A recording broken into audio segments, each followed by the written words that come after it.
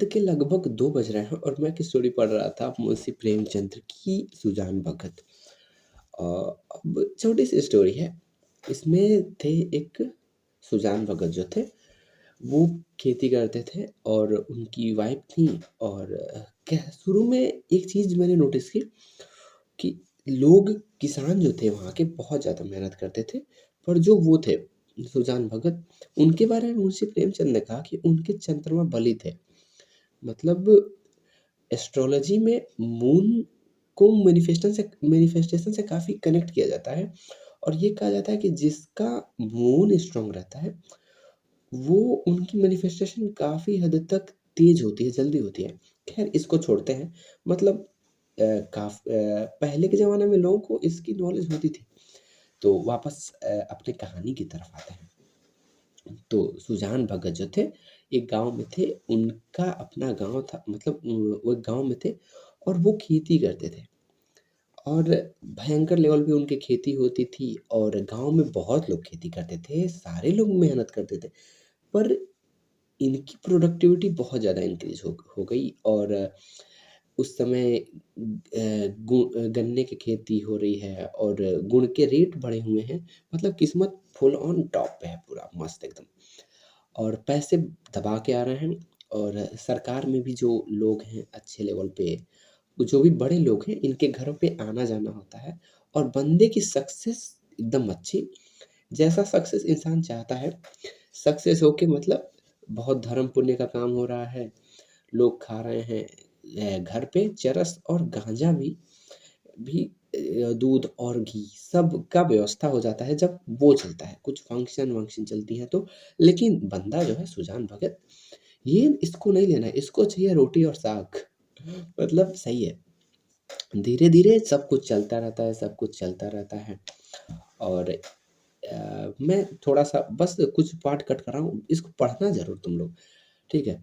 और धीरे-धीरे इनके मालिकाना हक जो आता है, इनके बच्चों पे आ जाता है और ये आदमी सुजान पूरा भगत हो चुका होता है। गाँव में कुछ लोग जलते भी हैं कि खजाना मिल गया है इनको या जो भी हो। गाँव में कुछ लोग जलते भी हैं, पर ये बंदा सक्सेस है एकदम प्यारा-सा सक्सेस, मतलब मस्त, जैसा चाहिए किसी को। कोई भी घमंड नहीं। तो एक दफ़ा होता ये है कि और पर ये एक चीज़ होता है ना कि जो बच्चे हैं इनके 2 भोला और महेश रिस्पेक्ट कर रहे हैं इनकी। पर अब पहले जैसी बात नहीं है, पर इनको पता नहीं चला है क्योंकि बच्चे इनके सामने कोई सी गलत शब्दों का प्रयोग नहीं कर रहे हैं, बच्चे इनके सामने कुछ ऐसा नहीं कर रहे हैं, चिल्लम नहीं पी रहे हैं, कुछ भी नहीं कर रहे हैं। तो इनको लगता है कि अथॉरिटी इन्हीं की है, पर इनकी है नहीं वो, इल्यूज़न चल रहा है। तो अचानक एक दफ़ा होता ये है कि एक भिखमंगा आ जाता है इनके वहाँ पे। इसके पहले को इनकी अथॉरिटी पूरी चल रही थी, मेहनत इनकी चल रही थी, खेतों में जाना इनका कब हो गया है। भोला और महेश खेत में जा रहे हैं और ये छाँटी-वाटी काट देते हैं खेतों वो बैल-वैल के लिए, गाय-वाय के लिए, दोनों सब के लिए और इनका ये खेतों में जाना कम होता है इनका। मतलब काम भी इनका कम हो गया है और काम कम होने से अथॉरिटी इनकी कम हो गई है। और बात ये है कि एक दफ़ा और इनकी जो वाइफ़ हैं, वो फटक रही हैं कुछ और मेहनत कर रही हैं। भिखमंगा आ गया है 15, 20, 30, 35 मिनट से चिल्ला रहा है। सुजान भाई खड़े हैं, बैठे हैं अपने ध्यान में और इनका बेटा और पत्नी सब आपस में थोड़ा-सा इस चीज़ को लेकर के बहस हुआ कि कौन दे रहा है, यही क्यों नहीं दे रहे हैं, भगत की क्यों नहीं दे रहे हैं, बस बैठे ही तो रहते हैं।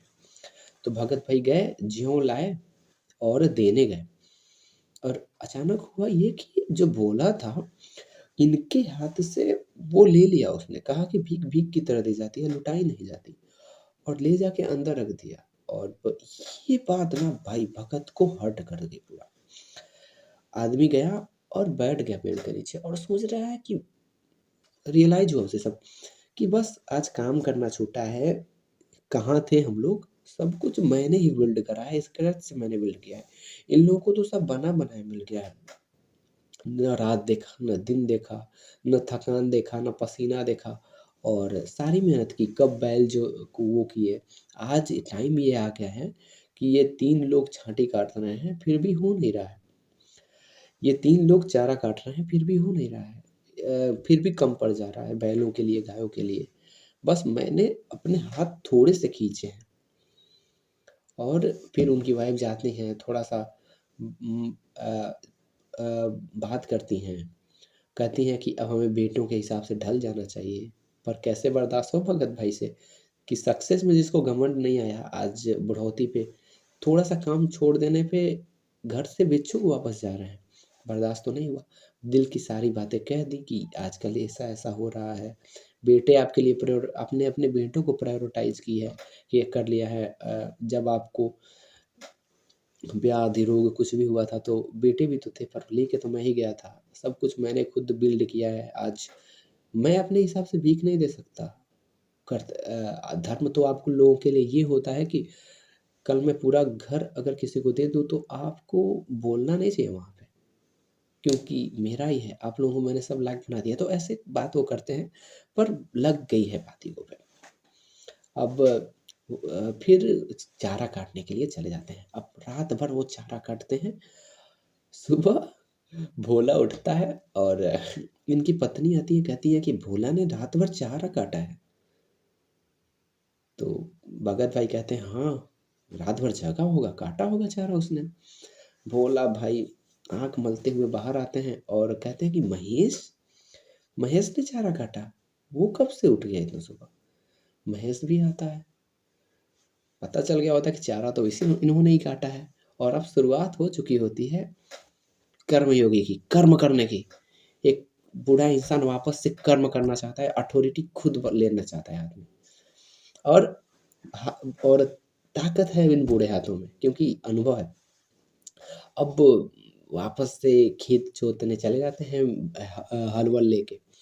और भोला भी साथ में जाता है, इनके बेटे भी साथ में जाते हैं और खूब मेहनत होता है वहाँ पे। भोला को तो सब कुछ मिल गया था ना, तो कभी उतनी मेहनत की नहीं, ठीक है? खेतों को उपजाऊ बंदे ने बंजर से ज़मीन से बनाया था।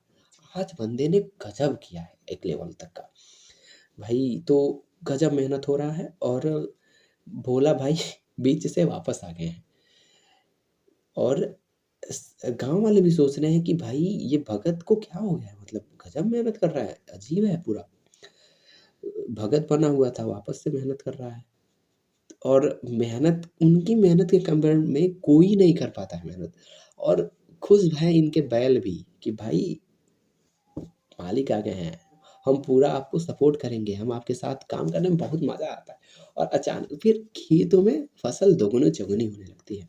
और अचानक से होता ये है कि एक दिन वही भिखारी जो वापस उस समय लौट के चले गए थे, वो वा वो आए और इन्होंने ढेर रखा हुआ था फसल का वहाँ पे। अ, जो भी थे, या गेहूँ था, मैं थोड़ा-सा बोल रहा हूँ पर कैमरे के सामने, पर ढेर रखा हुआ था और उन्होंने कहा कि ले जाओ आज, जितना ले जा सकते हो उतने ले जाओ। मतलब बहुत अच्छा लगा, मतलब ले जाओ, तो वो कहा था कि अच्छा ले जाऊँ मैं? बंदे को तो एक्सपीरियंस है कि हाँ, अगर ले जाऊँगा तो बीच में कहीं एक्सपेक्टेशन बिल्ड हो गई, ये सामने वाला खींच के लेके चला जाएगा। तो थोड़ा उठाया, कहा बहुत है इतना, थोड़ा, फिर थोड़ा उठा। और भगत जी ज़बरदस्ती किए जा रहे हैं कि पूरा भरो, पूरा भरो, पूरा भरो, जितना उठा सकते हो उठाओ। उसने थोड़ा-सा उठाया, फिर कहा कि ये बहुत ज़्यादा है, अब इससे ज़्यादा उठेगा भी नहीं। फिर भगत जी ने कहा कि आज तुम लेके जाओ, कोई कुछ नहीं बोलेगा आज, अपनी मेहनत की कमाई है भाई। तो वापस फिर वो आदमी पर नहीं मान रहा है। वो आदमी को अभी भी लग रहा है कि ये लेके चला जाएगा। मतलब ये छीन लेगा भोला, जैसा कि पिछली बार किया था। तो ये कहते हैं, भगत जी कि गाँव कहाँ है भाई तुम्हारा? तो अगले गाँव में है, अगले अगले में है। तो कहा ठीक है, हम ही लेके चलते हैं। आज वो डोपामाइन रिलीज़ हुआ था भाई जो चाहिए, जिसकी वजह से 8-9 पिछले 8-9 महीने से वो बात दिल पे लगी थी। आज वो डोपामाइन रिलीज़ हो रहा था भाई। कितनी खुशी! पूरे मेहनत का फल आज मिल रहा था। एक बेहतर टाइम जिसके लिए इंसान इंतज़ार करता है, वो आज पूरा हो रहा था भाई। वॉव!